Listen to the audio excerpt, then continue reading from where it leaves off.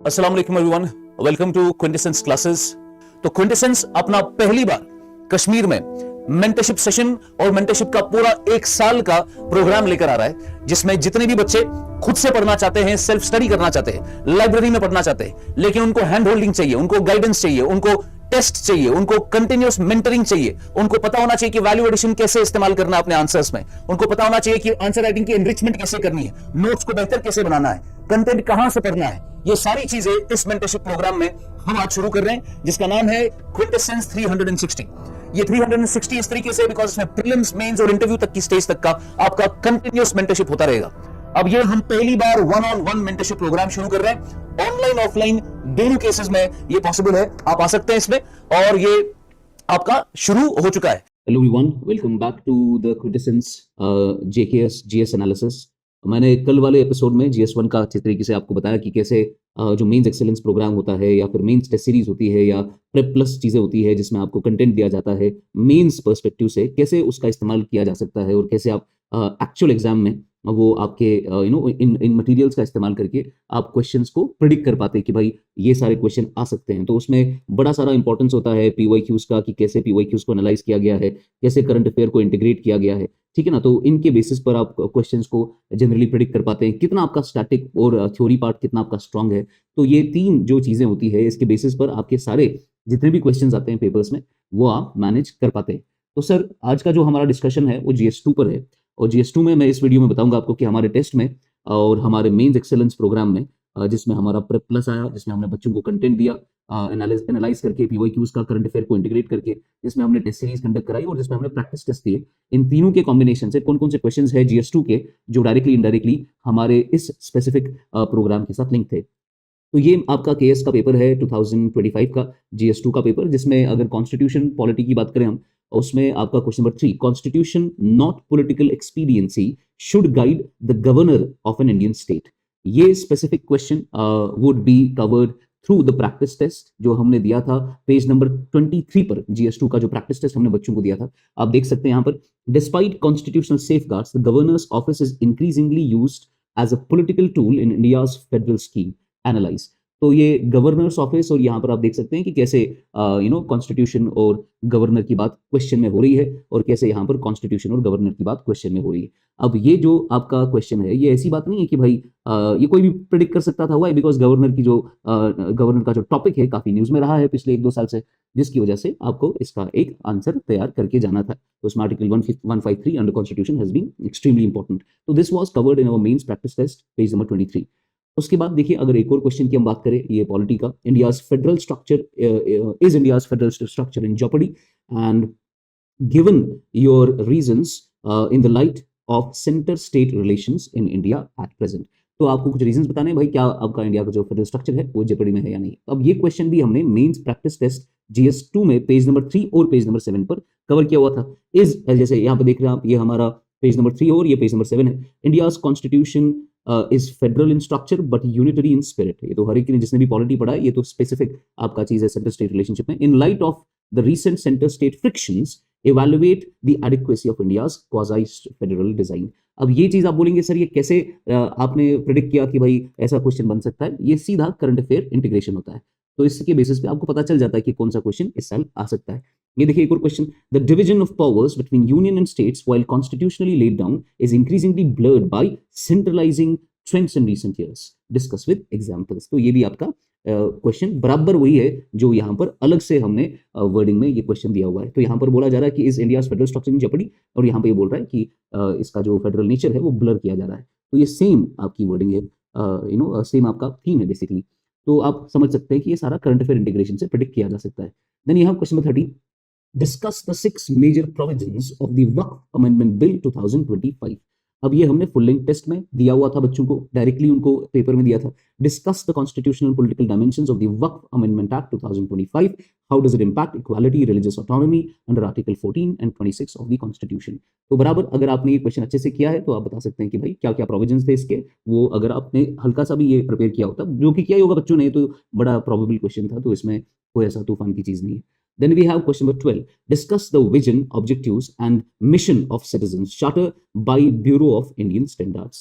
Again a very probable question, ये mains enrichment program sectional test जो हमने लिया था टेस्ट नंबर 12 और जो हमने एक्सक्लूसिव टेस्ट प्रैक्टिस टेस्ट दिए थे उसके पेज नंबर 40 पे दो जगह पर हमने ये सिटीजन चार्टर का थीम कवर किया था और ये बड़ा प्रोबेबल थीम होता है, ऐसा कोई तूफान नहीं है। तो एक तो टेस्ट में हमने बराबर ये क्वेश्चन दिया था, citizen charter is more a moral commitment than a legal enforceable obligation, examine the reasons for implementation gaps in citizen charter in India. ऐसे ही एक और क्वेश्चन दिया था प्रैक्टिस टेस्ट में, citizen charters in India have created awareness but fail to instil a rights based public service culture.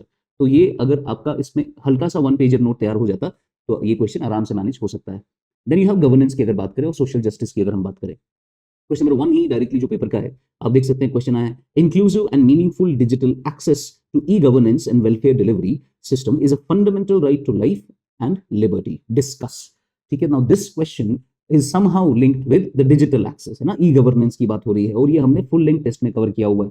जैसे आप देख सकते हैं यहाँ पर हमने citizens rights and where digital silence begins, तो ये एक हमने कोटेशन दिया था, examine the challenges of implementing e governance and data protection in India's digital democracy.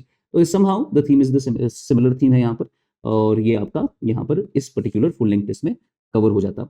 उसके बाद एक और क्वेश्चन की अगर बात करें, what is caste census, again in the news, ठीक है ना, सो ये प्रेडिक्टेबल क्वेश्चन था, caste census and what are its merits and demerits. तो अगर आपको पता ही होगा कि भाई ये मामला अभी काफी न्यूज में रहा है, ये मेंस एनरिचमेंट प्रोग्राम की सेक्शनल टेस्ट नंबर 2 से आप डायरेक्टली कवर कर पाते, जैसे what is not counted does not count, ये हमने इसमें कोटेशन दिया था, in light of the statement critically examine should India revisit the idea of caste census in 21st century, ये हमने 10 मार्क कर दिया था अपने टेस्ट सेक्शनल टेस्ट नंबर 2 में। तो आप समझ सकते हैं ये डायरेक्टली करंट अफेयर इंटीग्रेशन से हो जाता है। अब अगर आईआर की बात करें, ये भी जीएस2 में आ जाता है आपका, जीएस2 में जो आईआर का है क्वेश्चन नंबर 5 आप देख सकते हैं, critically analyse the relationship between India and Bangladesh in light of recent developments in our neighbourhood. अब ये समझ लीजिए आपकी भाई ये डायरेक्टली कवर हो जाना चाहिए आपके टेस्ट में, व्हाई, बिकॉज इंडिया बांग्लादेश कितना न्यूज में था, तो किसी जो भी सीरियस एस्पिरेंट है उन्होंने बनाया होगा इसका एक वन पेजर नोट। तो ये सेक्शनल टेस्ट नंबर 5 में हमने डायरेक्टली कवर किया था, how has the political transition in Bangladesh impacted India Bangladesh relationship. तो ये इसका कॉन्टेक्स्ट बेसिकली बना था, जो बांग्लादेश में चीजें हुई थी उसके बेसिस पे इंडिया बांग्लादेश रिलेशनशिप पर कैसे असर पड़ेगा। 15 मार्कर दिया था हमने ये अपने टेस्ट में। क्वेश्चन नंबर 18 की बात करो आप, critically analyse how India's decision to keep Indus water treaty in abeyance will have serious repercussions on Pakistan। अब देखिए ये जो आपका इंडस वाटर ट्रीटी है कि भाई किस तरीके से आपका ये इंडस वाटर ट्रीटी अब इंपैक्ट करेगा इंडिया पाकिस्तान रिलेशनशिप में, आपको पता ही है कि भाई पाकिस्तान पे क्या असर पड़ेगा इसकी वजह से, काफी इस पर बात की गई, शिमला अग्रीमेंट पे काफी बात की गई है ना। तो ये सारी चीजें हमने जैसे जीएस फुल लिंक टेस्ट वाले जीएस2 में डायरेक्टली कवर किया था। इंडस वाटर ट्रीटी जो है reflects both resilience and limitations of India Pakistan diplomacy, examine the relevance of Indus water treaty in the present context, ये आपका उससे इन्फ्रेंस आप ले सकते हैं इस पर्टिकुलर क्वेश्चन का। ऐसे ही क्वेश्चन नंबर 19 की अगर बात करें, evaluate India US partnership after Donald Trump began his second tenure as US president। ठीक है ना, सो ऐसा किसी का नाम लेना क्वेश्चन में ऐसे जनरली तो उतने ज्यादा ऐसे क्वेश्चन आते नहीं है यूपीएससी में या फिर जेकेपीएससी में, but they did ask this question. तो शॉर्ट में the question is on India US ties, ठीक है ना, इंडिया की और यूएस की रिलेशनशिप। ये डायरेक्टली हमने कवर किया था फुल लेंथ टेस्ट में, बिकॉज ट्रम्प वापस आ गया तो करंट अफेयर इंटीग्रेशन तो करना ही पड़ेगा आपको। तो इंडिया यूएस का आपका डायरेक्ट क्वेश्चन हमने अपने 15 मार्कर दिया था जीएस फुल लेंथ टेस्ट में। तो India US ties are no longer driven by convergence alone but also by complementarity. Evaluate the outcome of recent India-US bilateral engagements, especially in defense technology, global governance। So short में अगर इसका content आपके पास था और बच्चों ने अगर model answer अच्छे से देख लिया होता तो ये क्वेश्चन अच्छे से मैनेज किया जा सकता था। Then you have question number 20 अगर आप देखें, BRICS could be a powerful voice for the global south, explain। So it's a direct question। अब ये क्वेश्चन जो है was basically linked with the main generation program का जो प्रेप प्लस हमने जो डॉक्यूमेंट दिया था स्टूडेंट्स को, उसमें ये आप इन्फर यहाँ से कर सकते थे ब्रिक्स का। तो आप देख सकते हैं हमने उस डॉक्यूमेंट में जो थीम्स दी थी बच्चों को, उसमें रीजनल और ग्लोबल ग्रुपिंग की थीम दी थी, जिसमें ब्रिक्स आपका एक इंपॉर्टेंट थीम है ही। तो जो भी बच्चा पढ़ता है उसको पता ही है कि ब्रिक्स में ये चीजें जरूरी है। उसमें फिर हमने कुछ कीवर्ड्स भी दिए थे बच्चों को कि भाई क्या क्या ब्रिक्स में अगर क्वेश्चन आएगा तो क्या क्या मेंशन करना है, जैसे डी डॉलराइजेशन है, न्यू मेंबर के इंक्लूजन्स है जो ब्रिक्स में किए जा रहे हैं, मल्टीलैटरल ट्रेड एग्रीमेंट्स है, technology sharing, climate action collaboration, geopolitical realignment, alternative financial forums, economic cooperation. तो ये सारी चीजें you could have mention in your answer, तो थोड़ा बहुत आपका आंसर काफी स्पेसिफिक बन जाता। Then you have question number 9.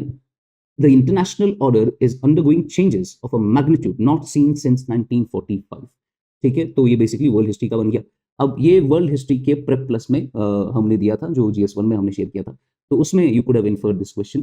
तो आप अगर देखेंगे ये यहाँ पर क्वेश्चन है, how has the contemporary world changed after the cold war.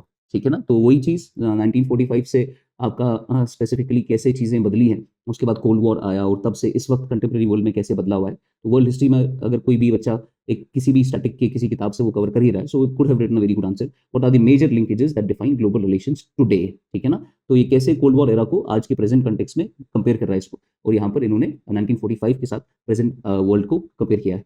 तो ये थीम लगभग आप इसको इन्फर कर सकते हो एक दूसरे से, तो ये लिंकेज है यहाँ पर।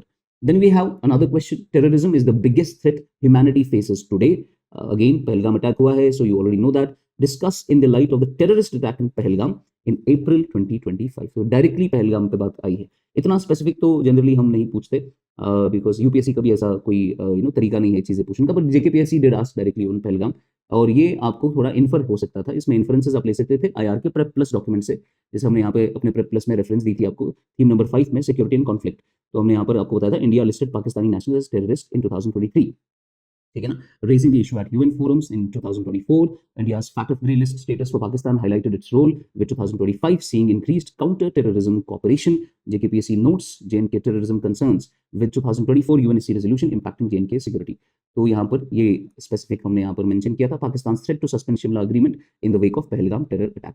तो जो भी बच्चा शिमला अग्रीमेंट तैयार कर लेता, पहलगाम अटैक तैयार कर लेता, तो ये आपका क्वेश्चन मैनेजेबल था, ये तो आप कर ही सकते थे। तो दिस इज समथिंग जो मैं आपको कहना चाह रहा हूँ कि भाई एक सीरियस कैंडिडेट जो कि जो हमने देखा कि हमारे स्टूडेंट्स स्पेशली कुछ स्टूडेंट्स बहुत ज़्यादा अच्छे आंसर्स लिख रहे थे बिकॉज उनका बहुत तगड़ा प्रिपरेशन था, they had covered the PYQs को अच्छे से एनालाइज किया था, ठीक है ना, करंट अफेयर को अच्छे से इंटीग्रेट किया था, उनको समझ आ गया था कि किस किस तरीके के क्वेश्चंस बन सकते हैं, और उनका थ्योरी और उनका स्टैटिक पोर्शन काफी स्ट्रांग था। तो उनके लिए 20 क्वेश्चन करना कोई बड़ी बात नहीं है। अब ये हो जाता है कि कभी पेपर काफी लेंथी हो जाता है तो 20 क्वेश्चन बराबर कर लेना बड़ा मुश्किल है, but you have to do it, ठीक है ना। अगर आपका एक भी क्वेश्चन मिस हो जाता है, सो मान लीजिए आपको 2-3 मार्क्स तो मिस हो गए, तो you have to write somehow, कुछ 20 के 20 लिखने पड़ेंगे। अगर आप मिस करेंगे कोई तो आपको 1-2 मार्क्स जो मिलने वाले थे वो भी नहीं मिलेंगे इसमें।